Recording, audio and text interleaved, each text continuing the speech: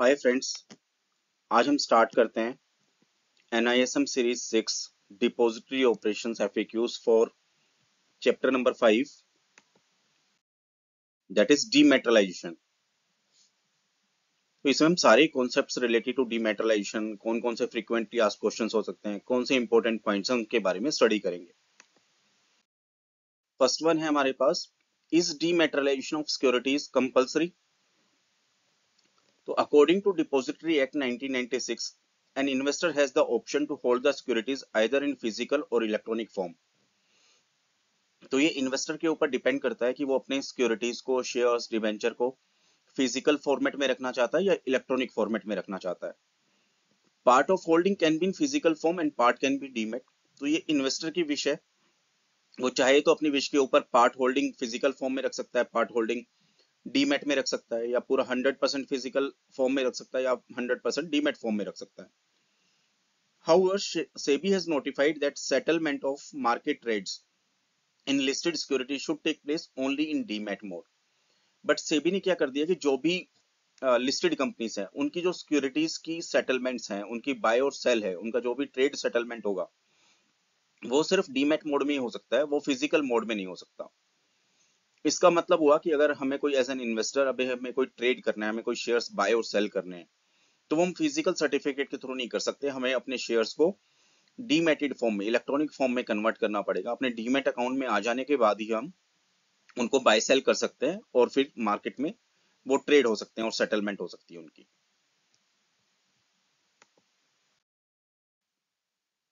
What type of instruments are available for demat at depository? इसका मतलब हुआ कि किस तरह के इंस्ट्रूमेंट्स हैं जिनको हम डिपॉजिटरी पे डीमैट किए कर सकते हैं या इनको इलेक्ट्रॉनिक फॉर्म में कन्वर्ट कर सकते हैं। तो देखिए, इसका जवाब है ऑल टाइप्स ऑफ इक्विटी या डेट इंस्ट्रूमेंट्स, जैसे कि equity shares, preference shares, partly paid shares, bonds, debenture, commercial papers, certificate of deposit, government securities जिसको हम जीसेक भी बोलते हैं, etc., irrespective of whether these instruments are listed, unlisted, or privately placed, can be dematerialized with the depository if they have been admitted with the depository। तो अगर किसी company ने अपने डिपॉजिटरी को कांटेक्ट करके, जो कि हमारी NSDL और CDSL है, और डिपॉजिटरी ने उन कंपनीज को एडमिट किया है, तो जो भी डिपॉजिटरी के पास एडमिटेड कंपनीज हैं, उनकी सिक्योरिटीज को, चाहे वो शेयर्स हो, डिबेंचर्स हो, कमर्शियल पेपर हो, सर्टिफिकेट ऑफ डिपॉजिट्स हो, कुछ भी हो, वो सभी की सभी अवेलेबल होती है फॉर डीमेट। तो इन किसी भी तरह की सिक्योरिटीज को आप डीमेट करा सकते हैं या इलेक्ट्रॉनिक फॉर्म में कन्वर्ट करा सकते हैं, प्रोवाइडेड कि वो डिपॉजिटरी के पास इस चीज के लिए एलिजिबल हो या एडमिटेड हो, या डिपॉजिटरी ने लिस्ट की हुई होती है कि ये सारी कंपनीज के शेयर डीमेट हम कर सकते हैं, तो वो उसके साथ एलिजिबल, एडमिटेड हो, वो सारी कंपनीज की इस तरह की किसी भी तरह की सिक्योरिटीज को आप डीमेट कर सकते हैं या इलेक्ट्रॉनिक फॉर्म में कन्वर्ट कर सकते हैं। Is there any charges for dematerialisation of physical certificate? देखिए, जब भी हम फिजिकल शेयर को डीमेट में कन्वर्ट करेंगे, इलेक्ट्रॉनिक फॉर्मेट में कन्वर्ट करेंगे शेयर्स को, तो जो डिपॉजिटरी होती है, they don't charge any kind of charges for dematerialisation of securities. तो यहाँ डिपॉजिटरी का मतलब हुआ NSDL और CDSL, वो किसी भी तरह का चार्ज नहीं करते हैं। बट जो DPA, जहां पर हमारा अकाउंट होता है, जहां पे हमारा डीमेट अकाउंट या जिसको हम BO अकाउंट बोलते हैं, beneficial owner account, they may collect the dematerialization charges towards postage, courier, etc. as per their tariff sheet। तो जो भी डीमेट अकाउंट होल्डर और DP के बीच में एग्रीमेंट हुआ होता है ऑन देयर टैरिफ और चार्ज स्ट्रक्चर, उसके बेसिस पे वो डीमेटलाइजेशन के चार्जेस कलेक्ट कर सकते हैं।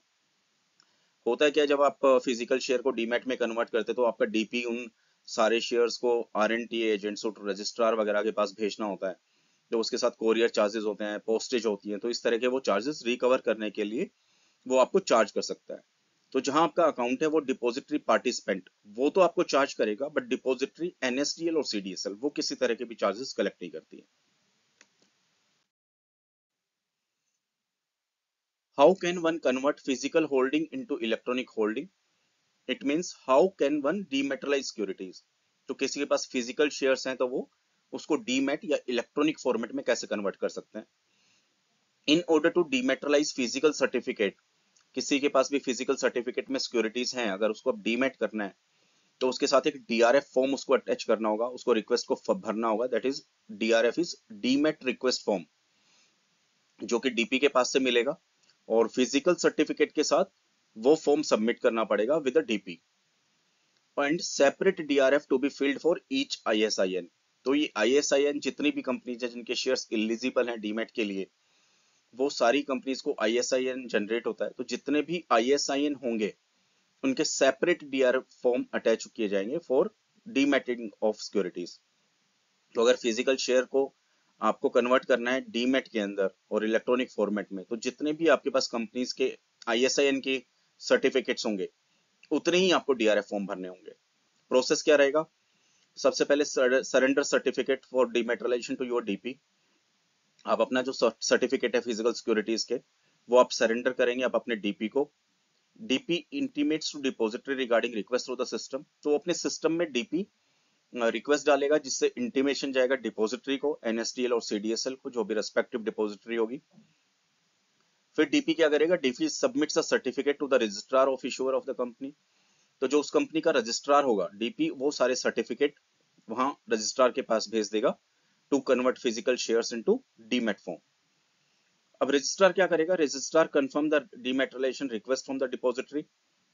रजिस्ट्रार कंफर्म करेगा डिपॉजिटरी से कोई की डीमेटलाइजेशन की रिक्वेस्ट आ गई है। After dematerialising the certificate, registrar update accounts.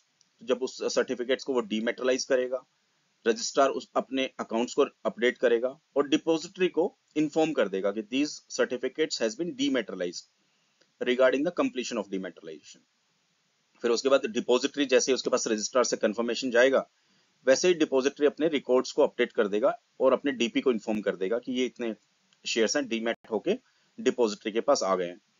जैसे ये डिपॉजिटरी अपने डीपी को कंफर्म करेगा, वैसे ही डीपी अपने अकाउंट होल्डर को या demat whether different securities issued by the same issuer will have same ISIN. तो देखिए कोई भी अगर इशूअर कंपनी एक है, लेट अस सपोज हम एग्जांपल लेते हैं इन्फोसिस, अब वो डिफरेंट डिफरेंट सिक्योरिटीज इशू करते हैं फॉर डिफरेंट टाइप, तो क्या उन सबका आईएसआईएन सेम रहेगा? नो। अब इसमें इशूअर एक ही है इन्फोसिस, बस उसके पास डिफरेंट डिफरेंट तरह के सिक्योरिटीज हो सकती है, डेट हो सकता है, डिबेंचर, शेयर्स, शेयर्स के अलग अलग तरह के शेयर्स हो सकते हैं, डिबेंचर बॉन्ड्स अलग अलग तरह के हो सकते हैं, उन सभी के आईएसआईएन बिल्कुल डिफरेंट होंगी। तो different securities issued by the same issuer will have different ISIN code. Do dematerialised share have the distinctive numbers? देखिए क्या होता था जब फिजिकल शेयर होते थे, तो फिजिकल शेयर्स के डिस्टिंक्टिव नंबर्स होते थे। तो उसके पास फोलियो नंबर होता था, उसके ऊपर लिखा होता था सर्टिफिकेट के पे shares number from so and so to so and so, कि ये शेयर्स नंबर है। तो हर शेयर्स के एक डिस्टिंक्टिव नंबर्स हो सकते होते थे। जैसे ही ये फिजिकल शेयर से डीमेट फॉर्म में आए, तो डीमेट फॉर्म में आने के बाद इनके डिस्टिंग्विशन नंबर कोई नहीं होते, सभी के सभी शेयर्स आइडेंटिकल होते हैं, उनकी अपने आप में कोई आइडेंटिटी नहीं होती, वो बिल्कुल फंजिबल होते हैं। इसका मतलब हुआ dematerialise shares do not have any kind of distinguish number. These shares are fungible, which means all the holdings of a particular security will be identical and interchangeable. तो जो भी शेयर्स होंगे वो फंजिबल होंगे, उनकी अपनी कोई आइडेंटिटी नहीं होगी, और सारे के सारे आइडेंटिकल होंगे और इंटरचेंजेबल होंगे। उनके कोई भी डिस्टिंक्टिव नंबर्स नहीं होते, जैसे सर्टिफिकेट पे शेयर्स के नंबर्स तक लिखे होते थे, starting from 101 to 200 something like this. तो अभी जब से डीमेट हुआ है उसमें कोई भी इस तरह के डिस्टिंक्टिव नंबर्स नहीं होते शेयर्स के।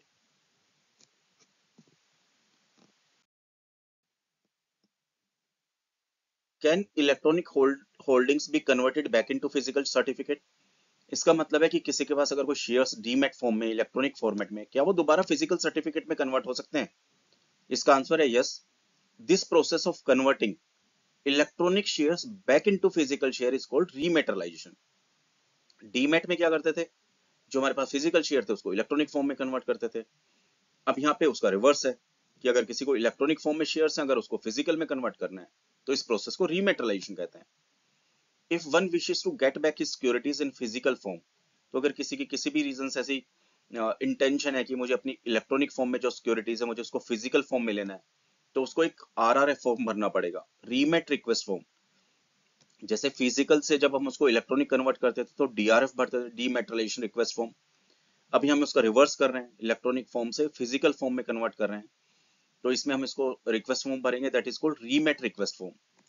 और वो फॉर्म भर के हम अपने डीपी को देंगे, रीमेटराइजेशन ऑफ द बैलेंसेस। तो फॉर एग्जांपल मेरे पास कंपनी ए है, उसके 1000 शेयर्स हैं, तो मुझे उस रीमेट रिक्वेस्ट फॉर्म के ऊपर अपने डीपी के पास जाना पड़ेगा, मुझे उसको फॉर्म हैंडओवर करना है, और फॉर्म के थ्रू मुझे रिक्वेस्ट करना है कि मुझे सिक्योरिटी है इलेक्ट्रॉनिक फॉर्म, मुझे ये इसके फिजिकल सर्टिफिकेट चाहिए। तो अब इसमें क्या प्रोसेस रहेगा, मेक ए रिक्वेस्ट फॉर रीमेटराइजेशन, तो जो रिक्वेस्ट फॉर्म है उसके साथ ये मैं रिक्वेस्ट फॉर्म ऑफ रीमेटराइजेशन अपने डीपी को सबमिट करूंगा। डिपॉजिटरी पार्टिसिपेंट जो डीपी है, जहां मेरा अकाउंट है, वो डिपॉजिटरी को इंटीमेट करेगा अपने सिस्टम में रिक्वेस्ट डाल के कि इस इन्वेस्टर ने ये फिजिकल शेयर में कन्वर्ट करने का रिक्वेस्ट दिया है।